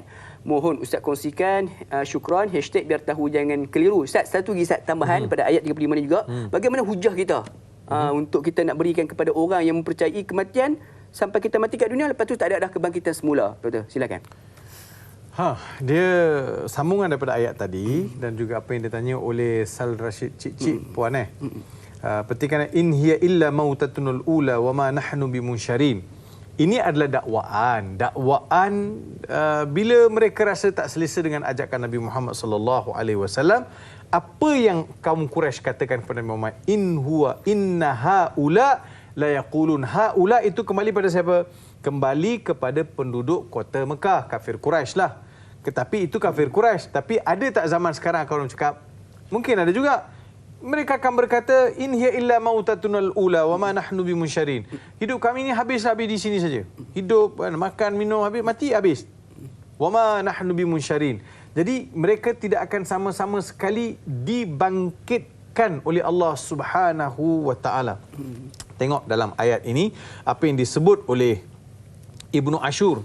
Ibnu Ashur sebut, wa hadha kalam min kalimatihim fi inkaril ba'th fa inna lahum kalimatun fi dhalik. Beliau sebut ada pun dakwaan-dakwaan in hiya illa mautatunul ula tadi itu. Ini adalah satu perkara, satu ungkapan yang berlegar di bibir mereka mengenai keingkaran terhadap kebangkitan. Maksudnya habis mati ni. Sebab dia tak nampak pun siapa-siapa dibangkitkan daripada kubur. Nenek moyang mereka ke siapa ke tak ada. Dia tak nampak ada siapa-siapa yang dibangkitkan. Fataratan yanfauna an takuna ba'dal mauti haya. Jadi kadang-kadang mereka kata lepas mati ni mana ada kehidupan, habislah. Wataratan yanfauna an yatra'u alaihim ba'dal mautatal ma'rufah syai'un ghairuha ya'nuna bidzalika syai'an diddal mautah wa huwal haya ba'dal mautah. Jadi dia menafikan satu benda yang langsung tidak selari dengan apa yang harus difikirkan secara logik. Ini yang kita sebut. Dalam kita banyak kita tengok apa ni program-program yang berbentuk kajian-kajian dilakukan melalui arkeologis. Arkeologis kan dia geologis kan. Arkeologis ni arkitek kan, dia geologis, geologis yang kaji batu, kaji bangunan-bangunan lama, yang pergi korek balik apa semua kan. Kadang orang jumpa ada apa ni, ada tulang manusia dalam bentuk kubur kan, ditanam, bersama-sama itu ditanam pula dengan belanga, dengan periuk, dengan barang-barang emas. Dan ada sampai hari ini ada agama yang bakar duit. Duit tipu lah, duit betul dia tak bakar, dia tipu. Ada yang bakar kereta tipu. Contohnya kan. Dia percaya sebab orang kat sana perlukan. Jadi kenapa dia percaya? Dia percaya ada satu kehidupan lepas tu. Cuma dia tak tahu bentuk tu macam mana. Mai kita nak habaq. Kita nak habaq hidup yang betul tu macam mana. Apa yang kita semai, kita akan tuai. Betul tak? Apa yang kita buat di dunia, kita akan dapat di akhirat. Oleh yang demikian, apa-apa saja dakwaan yang mengatakan bahawa ini adalah kehidupan dunia semata-mata, kita tidak akan dibangkitkan di akhirat, itu adalah satu dakwaan yang tidak tepat. Sebab la yu'minuna bi i'tira ahwal lahum ba'dal maut. Sebenarnya mereka nak pujuk hati mereka ni, nak pujuk diri mereka sendiri ni, bahawa jangan percaya adanya akhirat, jangan percaya. Kalau kau percaya adanya akhirat, kau akan berubah. Kalau Da'i Luqman tengok dan juga ibu ayah tengok, dari sudut dakwah Nabi-Nabi dan Rasul-Rasul ni, keseluruhan mereka berjuang siang, petang, pagi, malam, suruh manusia beriman pada Allah, beriman hari akhirat. Beriman pada Allah, beriman hari akhirat. Beriman pada Allah, beriman hari akhirat. Beriman pada hari akhirat. Sebab hari akhirat itu adalah penentuan dan juga satu ketetapan yang manusia tak boleh lari daripadanya. Haula dalam ayat ini, al-muradu bihi al-musyrikina min ahli Makkah. Maksudnya yang selalu sangat mendakwa perkara ini adalah penduduk Mekah lah. Dia ada dalam surah Yasin. Bila Nabi Muhammad selalu sebut, kita akan dibangkitkan lepas mati, kita akan dibangkit lepas mati. Datang Abu Jahal, dia bawa abu bangkai. Abu, orang yang dah jadi mati dah tu. Dia ambil tulang orang tu, dia pergi bakar. Cakap Kedah pula dah. Dia pergi bakar pula dah. Dia bakar sampai, bila bakar jadi abu lah. Bila jadi abu, dia datang ditiup kat Nabi SAW. Oh, tak, kenapa angin tak sampai? Oh, rupanya ada facial. Saya kata pasal apa? Tak sampai angin. Kan?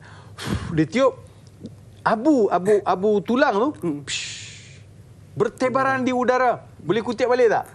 Tak boleh kutip balik lah. Dia habis lah di udara kan.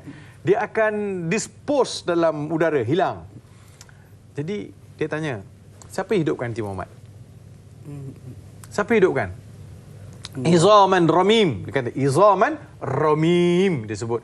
Qul yuhyiyal ladzi ansha'aha awwal marrah. Itu yang turun ayat tu. Katakan kepada mereka Muhammad, yang menghidupkan tulang belulang itu adalah Tuhan yang pernah hidupkan mereka pada awal dulu. Nak buat satu rumah, nak buat satu bangunan itu susah. Roboh, nak buat balik adalah satu yang benda mudah. Jadi bagi Allah Subhanahu Wa Taala kun fayakun. Jadi manusia ni, orang Mekah kafir Quraisy selalu sangat lawan Nabi sallallahu alaihi wasallam isu bangkit tak bangkit. Sebab itu apakah maksud mautatunul ula? Mautatunul ula maksudnya yang hidup dulu tu, yang mati dulu tu. Mautatunal ula maksudnya yang dulu yang mati mana pergi? As-sabiqah, bermakna as-sabiqah. Bagaimana masukkan ada dua kematian bagi kita sebagai umat Islam. Kita ni ada dua kematian. Kematian kita pertama adalah di dunia. Kematian kita pertama sekali, kita punya kematian ya, dia macam ni, manusia ni, dia daripada alam malakut. Daripada alam malakut, roh dia sudah ada. Kemudian roh itu nak dijodohkan masuk dalam perut siapa? Lepas tu masuk dalam perut manusia siapa? Jadi Luqman ni masuk perut siapa? Farid Rawi ni masuk perut siapa? Jadi Allah dah tentukan roh-roh ni nak masuk mana ni. Kan? Sebab itu masa kita dalam roh dalam perut, lepas dimasukkan roh kita dalam perut ibu, alastu bi rabbikum. Tuhan tanya, "Hey, aku ni siapa? Aku ni siapa? Aku ni bukankah Tuhan kau?" Qulu bala syahidna. Masa dalam roh perut ibu tu, kami bersaksi engkau adalah Tuhan. Allah nak ingatkan, aku bawa kamu daripada alam malakut masuk dekat sini. Alam arwah masuk situ. Daripada situ kamu akan masuk dalam perut ibu, daripada perut ibu kamu akan lahir. Lahir kamu akan besar, kemudian kamu akan mati. Kemudian kamu akan dibangkitkan oleh Allah Subhanahu wa taala. Dia mautatunal ula dalam ayat ini bermaksud umat-umat yang terdahulu yang sudah mati. Sebab itu sama dengan fatu bi abaina in kuntum sadiqin.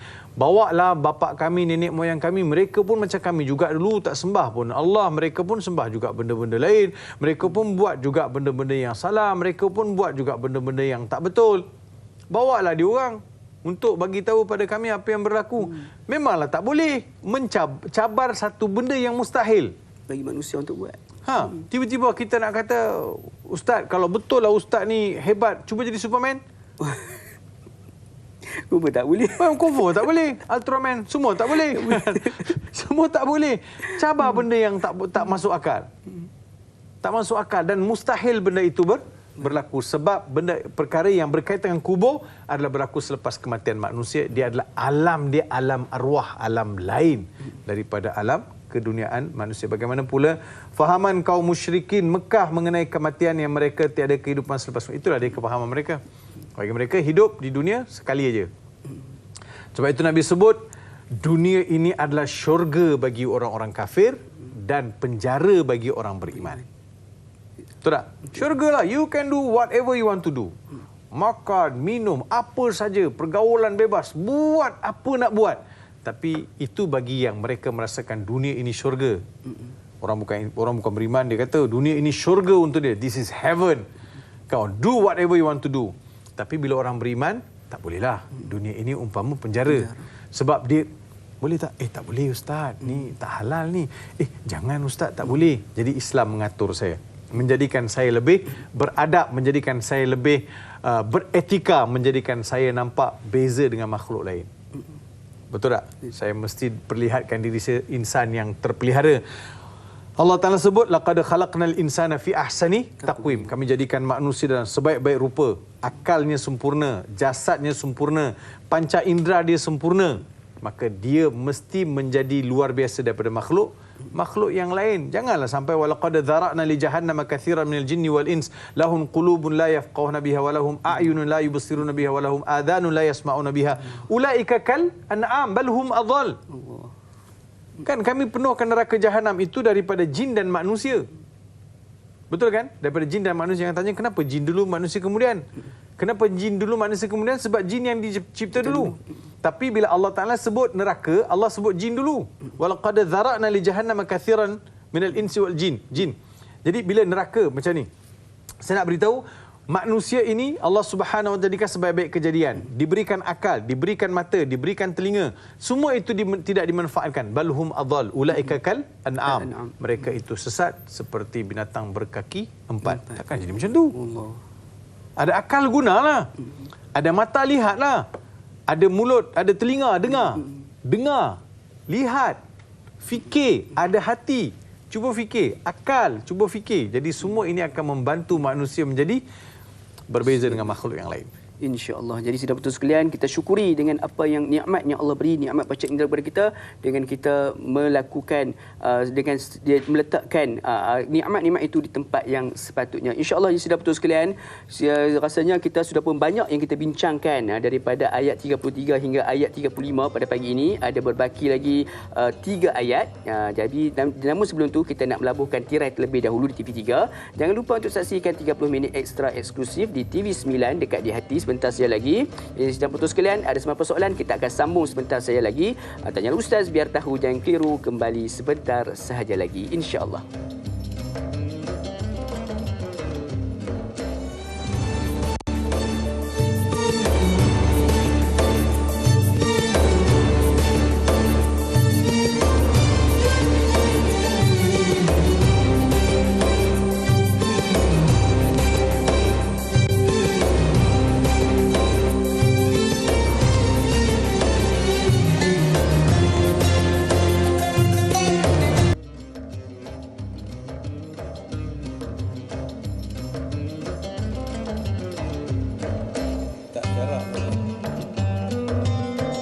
Baca lain macam dah.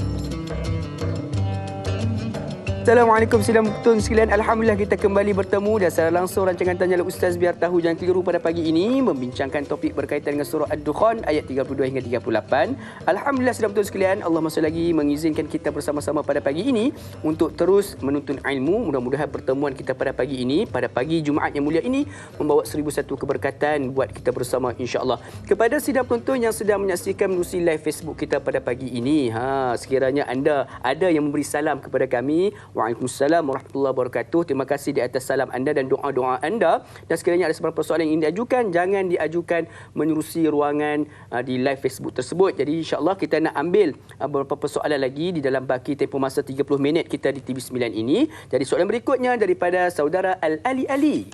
Assalamualaikum Ustaz dan da'i yang dihormati. Waalaikumsalam warahmatullahi. Dalam ayat 37 disebut nama kaum Tuba'. Siapa mereka?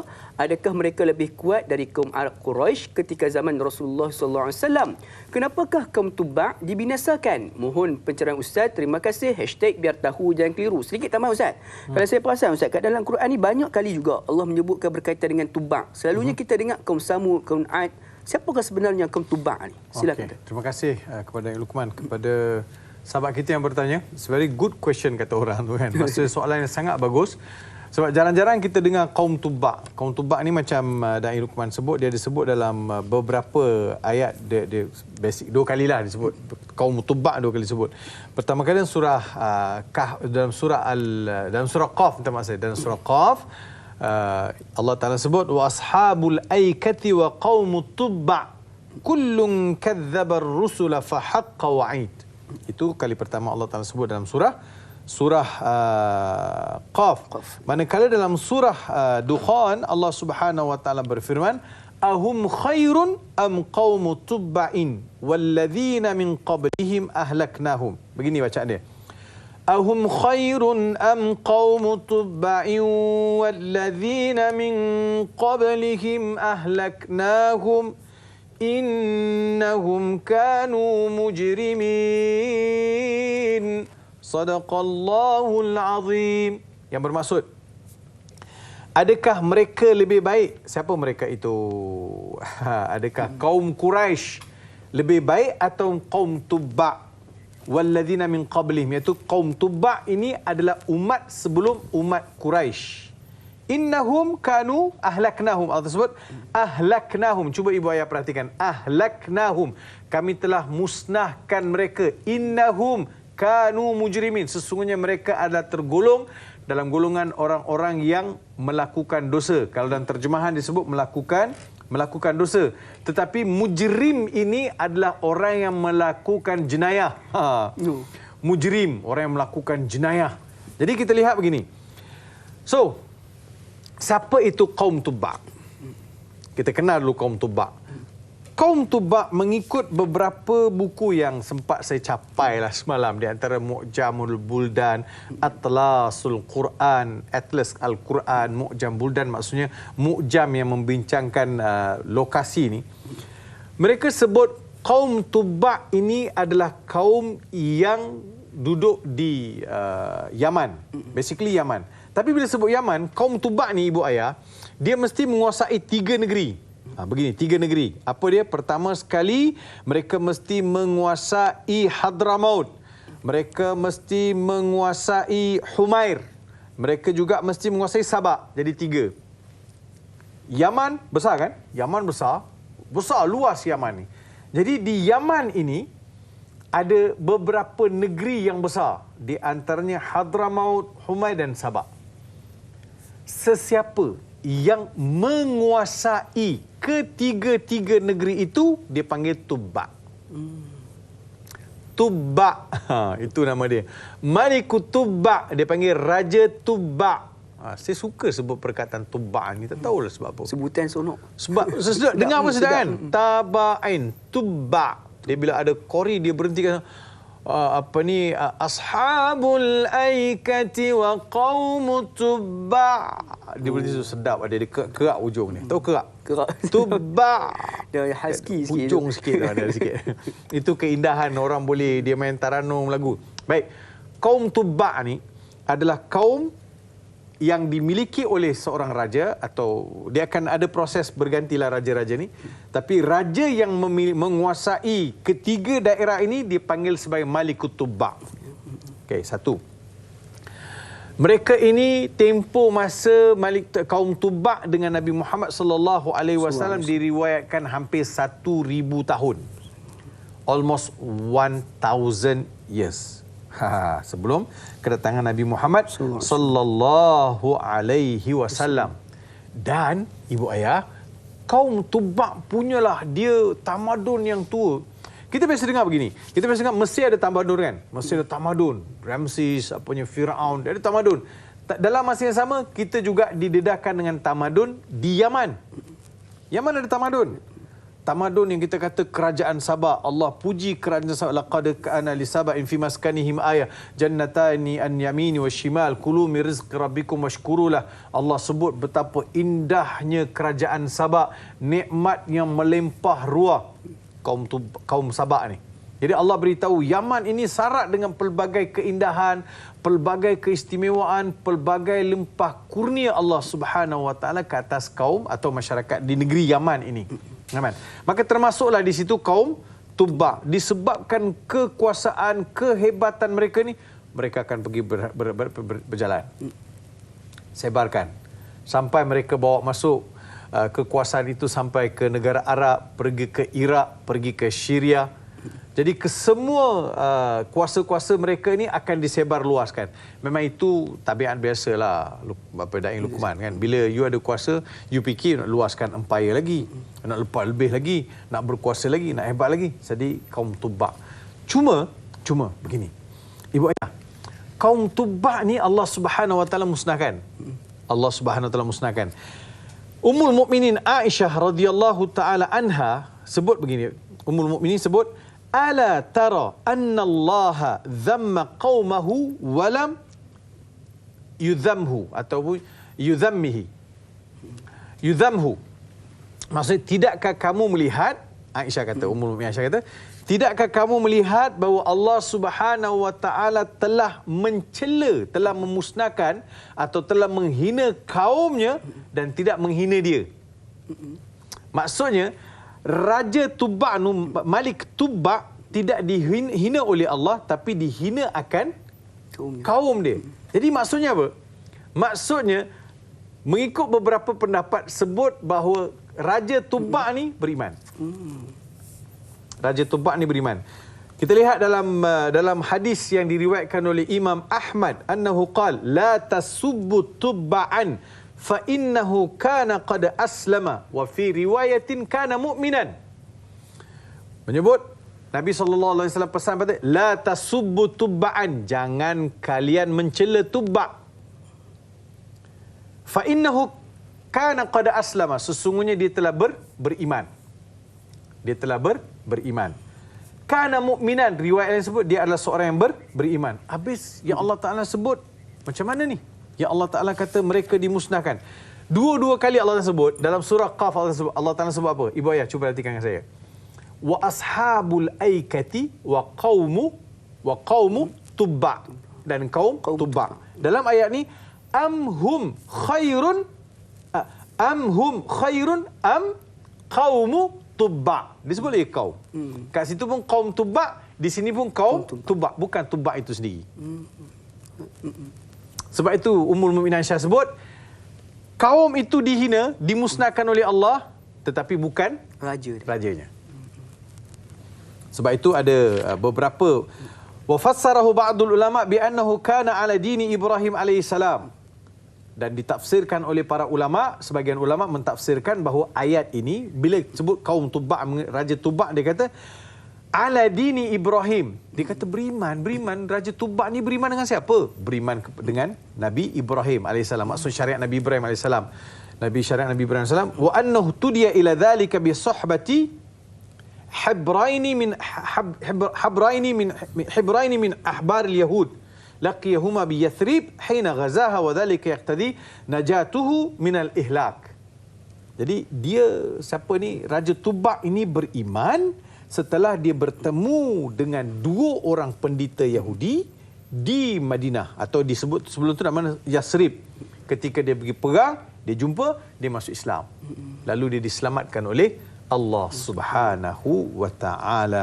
Wa la'alla Allahu ahlaka qaumahu ba'da mautihi aw fi maghibatihi. Habis bila masa kaum itu dimusnahkan, mengikut Ibn Ashur dia sebut mungkin ada kemungkinan kaum itu dimusnahkan oleh Allah selepas kewafatan Raja Tubba ataupun ketika ketiadaan dia keluar pergi buat urusan lain, Allah datangkan kemusnahan sebab mereka juga mengingkari dan juga melakukan kezaliman. Mujrim ini ma huwa hunaka laysa ay shay ajram min an alla yu'mina billah. Tidak ada satu jenayah yang lebih besar melainkan orang itu tinggalkan beriman daripada Allah Subhanahu wa taala. Insya-Allah. Jadi itulah info yang menarik berkaitan dengan Tubba, yang beriman itu rajanya, yang dicelakakan ataupun dicela oleh Allah SWT kan, yang dicelakai oleh Allah SWT itu adalah kaumnya. Mudah-mudahan kita mendapat satu jawapan daripada jawapan yang diberikan oleh yang bagi doktor sebentar tadi. Jadi sedang betul sekalian, kita berehat sebentar. Jangan ke mana-mana, teruskan bersama kami. Jangan tanya Ustaz, biar tahu, jangan keliru. Kembali sebentar saja lagi, insya-Allah.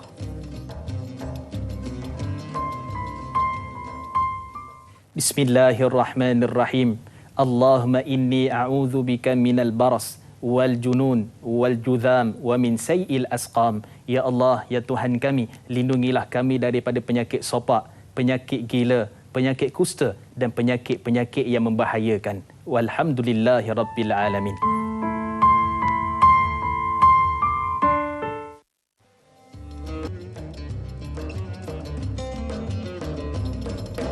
Alhamdulillah, sedang betul sekalian, kita kembali bertemu dalam secara langsung rancangan Bual Bicara Agama Bersatu Malaysia. Tak lain tak bukan, Tanyalah Ustaz, biar tahu yang keliru, membincangkan topik berkaitan dengan surah Ad-Dukhan ayat 32 hingga 38. Alhamdulillah, dalam tempoh sejam 16 minit kita bersiaran langsung pada pagi ini, sejam 46 minit kita bersiaran langsung pada pagi ini, sudah banyak intipati dan juga pengajaran yang kita boleh ambil daripada surah Ad-Dukhan dari ayat 32 hingga ayat 37 yang telah pun kita bincangkan. Jadi kita sudah pun ingin memasuki ayat yang terakhir di dalam perbincangan topik kita pada hari ini, iaitu dalam ayat 38 dengan kita meraihkan soalan yang berikutnya daripada sahabat kita Puan Izzara.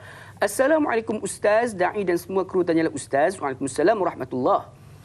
Apakah di sini penegasan, penjelasan yang sangat jelas dari Allah Subhanahu Wa Taala buat kaum musyrikin tentang sejarah kaum yang dimusnahkan ketika zaman Nabi terdahulu untuk mereka jadikan iktibar dan pengajaran, dan Allah menjelaskan pada ayat yang ke-38 penciptaan langit dan bumi serta keduanya diciptakan semua ada hikmah dan pengajaran di atas segala penciptaan Allah Subhanahu Wa Taala, dan beruntunglah sesiapa yang mengambil pelajaran dan ibrah dengan setiap penciptaannya. Mohon perkongsian ilmu. Terima kasih. Jadi doktor, rasanya soalan ini dia akan merangkumi apa yang kita bincangkan pada pagi ini. Silakan doktor. Ya.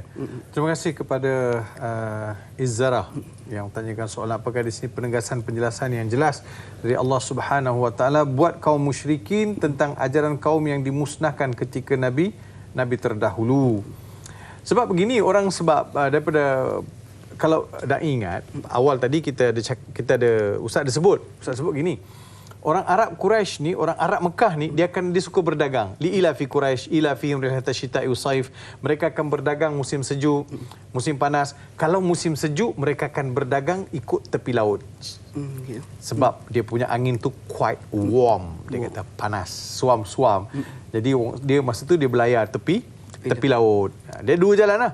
Kalau musim panas, dia akan lalu dekat celah-celah bukit. Bersejuk. Sebab sejuk. Jadi Allah Subhanahu Wa Taala sebut, itu pun Allah Taala suruh mereka ambil pengajaran. Jadi sepanjang perjalanan itu mereka akan lihat kaum kemusnahan, tempat-tempat kemusnahan kaum Ad. Mereka akan lalu di Madian. Mereka akan lihat bagaimana kaum Tubba dan semua kaum-kaum yang hebat ni dimusnahkan. Kalau kamu rasa hebat wahai kafir Quraisy, mana kaum Tubba tu? Ataupun Allah Taala berita, Allah Taala tanya, am hum khairun am qaum Tubba? Adakah kaum Quraisy, kafir Quraisy rasa mereka hebat? Kalau mereka rasa hebat, bukankah mereka tahu bahawa sesungguhnya Tubba itu lebih hebat daripada mereka? Mereka tahu, macam kafir Quraisy tahu, Tubba itu hebat, dia orang gagah sebab azamatuhum. Mereka tahu keagungan mereka, kehebatan mereka, sifat gagah mereka. Kafir Quraisy tahu. Di hadapan mereka ni kafir Quraisy we can say nothing lah. Kafir Quraisy duduk situ aja, itu je kelompok dia. Kaabah, di persekitaran tu sikit, itu aja. Tapi rasa gah sangat sebab ada air. Ada air Zam-Zam. Satu. Yang keduanya, ada Kaabah. Ada orang datang. Yalah, kita kata pertama Kaabah lah. Keduanya ada air Zam-Zam. Kaabah ni dia sudah turun-temurun menjadi tempat dimuliakan oleh Allah Subhanahu Wa Taala. Maka datanglah orang Arab daripada pelbagai negara untuk buat ibadat. Walaupun dia tak faham, dia buat aja, bantai aja dia buat. Termasuklah ambil air Zam-Zam. Dan orang-orang yang nak berdagang itu dia akan singgah. Dia akan ada barter trade kan. Bagi makanan, ambil air. So, hiduplah Mekah tu. Sebab itu Mekah tu hidup. Kalau Kaabah saja air tak ada, tak hidup pun. Betul tu. Dihidup, Allah hidupkan dengan air. Sebab itu Allah Taala sebut waja'alna minal ma'i kulla syai'in hayy. Kami jadikan segala sesuatu itu hidup dengan air. Negeri yang ada air, dia hidup. Betul tu. Kenapa Mesir itu boleh produce beras, boleh produce sayur-sayuran, boleh produce pisang?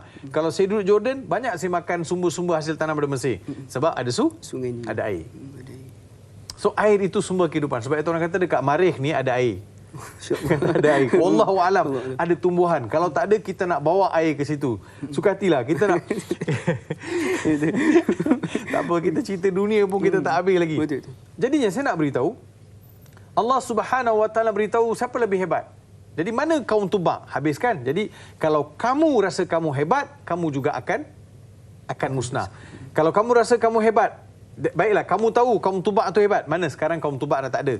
Kalau kamu rasa begitu juga, kalau kamu rasa kamu nak lawan Nabi Muhammad SAW, kamu akan terima nasib yang sama. Sebab itu Allah Taala sebut, "Wama khalaqnas samawati wal arda wama bainahuma la'ibin." Allah nak beritahu, hei manusia, hei kafir Quraisy, wahai manusia keseluruhannya, ketahuilah sesungguhnya kami tidak menjadikan langit dan bumi dan apa-apa yang ada di antara dua-dua itu la'ibin.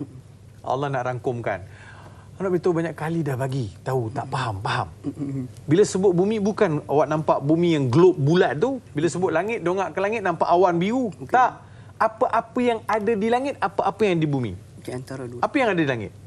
Sekarang ni, yang Da'i Luqman tengok dan ibu ayah, kita mendongak bila langit cerah, kita nampak ada bintang-bintang bertaburan. Bukan bertergabur. Bintang-bintang bertaburan. Ada bulan. Kan? Yang itu kita nampak, semua itu lapisan langit pertama. Baru satu lagi. Batu satu. Walaqad zayyana as-samaa'a ad-dunya bimasabiha wa ja'alnaha rujuman lisyayatin. Allah beritahu itu semua langit pertama. We don't know langit kedua. We don't know what is in langit ketiga, keempat, kelima, keenam. Sampai langit ketujuh Nabi pergi Sidratul Muntaha, sampai ke langit ke-8. Apa yang ada? Siapa tahu? Yang ni baru tahu. Ada dari sudut astronomi, golongan yang mengkaji astronomi, NASA dan sebagainya, boleh Google dan boleh tengok dalam YouTube beberapa dokumentari yang disediakan oleh NASA. Bagaimana mereka dengar ada bunyi ketukan, ada pelbagai dunia luar. Tuan-tuan, kalau kita rasa kita hebat, kalau kita tengok satu dua video yang NASA buat yang pergi cerap ke atas tu, kita akan rebah tau. We are nothing. Kecil, halus. Halus, tak ada apa. Bintang, ada bintang yang lebih besar dari matahari. Masya Allah. Kalau bintang itu tak boleh nak kira, you boleh bayangkan banyak mana bintang-bintang yang lebih besar dari matahari. Ini kekuasaan Tuhan. Bila tengok galaksi-galaksi, himpunan-himpunan gas mewujudkan pelbagai warna dan bentuk, kita kata subhanallah. Betul Allah Ta'ala sebut bahawa kejadian langit itu lebih besar daripada kejadian kamu. We are nothing. Tak ada apa. Kita ada apa? Kita ada sungai yang tersumbat, kita ada sampah sarap yang bersepah, kita ada banyak penyakit, kita ada habis. Betul tak? Allah jadikan langit very clear. Lepas tu belum tengok di laut. Bumi ni, globe ni kan, 80% air. 80% air. Kita tak tahu apa dalam laut tu. Sebahagian air di langit, sebahagian air di lautan, sebahagian air ada dalam perut bumi. Kalau semua tu keluar besok, habis tenggelam balik. Habis tenggelam balik. Allah Ta'ala jadikan semua, Allah beritahu, tengok di langit, tengok di bumi, semua yang ada, kamu ni nothing. We are only 6 billion. Apa? We are 6 billion. Pasir di tepi laut, semut dan juga ulat di dalam hutan lagi banyak daripada manusia. We are nothing. So apa yang kita nak bongkarkan? Jadi Allah tak jadikan semua itu la'ibin, bukan untuk main-main. Ada benda. Ingat Allah jadikan saya saja kah? Kenapa jadikan langit saja? Allah jadikan bumi saja? Tak ada. Semua itu ada sistem yang ekosistem dari sudut biologinya, dari sudut peredarannya, semua itu sudah tersusun indah. Jadi berimanlah kepada Allah Subhanahu Wa Taala. Lihat dengan mata kepala, fikir sejenak. Sebab itu ulama kategorikan orang yang boleh duduk fikir kebesaran Allah lebih baik daripada solat 100 rakaat. Inna fi khalqis samawati wal ardi wa ikhtilafil laili wan nahar la ayatul liulil albab. Langit, bumi, kejadian siang, malam, pagi, petang, semua bintang-bintang, semua itu Allah Taala jadikan tanda-tanda kebesaran bagi mereka yang berakal. InsyaAllah sidang penonton sekalian, kita ni ibarat sebenarnya debu-debu saja. Kalau kita tengok debu pun kita jarang-jarang kita nak ambil perhatian. Tapi Allah melihat orang-orang beriman. Walaupun kita ni seperti mana debu, orang yang beriman ada sinar dan cahaya yang Allah akan pandang kita, insyaAllah. Jadi mudah-mudahan dengan jawapan Ustaz itu menjadi satu kesimpulan. Ya Ustaz, kita sudah pun pada penghujung rancangan. Sedikit bacaan doa ringkas pada Ustaz. Mudah-mudahan Allah berkati pertemuan kita pada pagi Jumaat ini, insyaAllah. Silakan. Amin. Bismillahirrahmanirrahim. Alhamdulillahirabbil alamin. Wassalatu wassalamu ala asyrafil anbiya'i wal mursalin Sayyidina Muhammad wa ala alihi wa sahbihi ajma'in. Allahumma rabbana taqabbal minna du'a'ana innaka antas sami'un alim wa tub 'alaina ya maulana innaka antat tawwabur rahim. Ya Allah ya Rahman ya Rahim, di penghujung rancangan ini ya Allah, setelah kami membaca ayat-ayat suci-Mu, setelah kami berusaha memahami ayat-ayat-Mu ya Allah, Kau jernihkanlah hati kami, terus cintakan Al-Quran, terus mentadabbur ayat-ayat-Mu ya Allah. Berilah kami kekuatan untuk terus faham Al-Quran dan laksanakan dalam kehidupan kami ya Allah. Kami yakin dengan kembalinya kami kepada Al-Quran, maka akan jadi lebih baik kehidupan kami, akan menjadi lebih hebat kehidupan kami dunia ini ya Allah. Ya Allah ya Rahman ya Rahim, dalam kesempatan ini juga kami mohon apalah kiranya Kau angkat segera penyakit coronavirus daripada permukaan bumi ini ya Allah. Bagi mereka yang positif, Kau berilah mereka kesembuhan segera. Bagi mereka yang dalam keadaan sehat sejahtera ya Allah, Kau hindarkanlah mereka, selamatkanlah mereka ya Allah. Rabbana zalamna anfusana wa illam taghfir lana wa tarhamna lanakunanna minal khasirin. Wa sallallahu ala sayyidina Muhammad wa ala alihi wa sahbihi wa barak wa sallam. Subhana rabbika rabbil izzati amma yasifun wa salamun alal mursalin walhamdulillahi rabbil alamin. Amin amin rabbil alamin. Ustaz, jazakallahu khairan katsira di atas bacaan doa dan juga perkongsian ilmu pada pagi ini. Mohon dihalalkan segala ilmu yang telah dilimpahkan kepada kami pada pagi ini, alhamdulillah. Jadi sidang penonton sekalian, jangan lupa untuk bertemu lagi sekali dengan yang berbahagia Profesor Madya Dr. Muhammad Faik Rabi Abdullah kita pada esok hari untuk kesinambungan apakah kesudahan bagi kisah di sebalik surah Ad-Dukhan ayat, dan esok insya-Allah kita akan sambung dengan ayat 39 hingga ayat 45 bersama dengan moderator kita Da'i Hakim, dan insya-Allah esok lebih menyeronokkan kita akan sama-sama mentadabbur lagi Al-Quran. Mudah-mudahan dengan tadabbur dan juga pengajian Al-Quran ini memberikan rasa cinta kita untuk terus membaca Al-Quran, insya-Allah. Jadi sedang betul sekalian, saya dan Luqman memohon maaf sekiranya ada terkurang di mana-mana, terkasar tutur bicara. Mudah-mudahan setiap pertemuan kita pada pagi ini membawa 1001 rahmat dan keberkatan pada Allah SWT. Akhirul kalam, wabillahi taufiq wa hidayah. Wassalamualaikum warahmatullahi wabarakatuh. Tanyalah Ustaz, biar tahu, jangan keliru.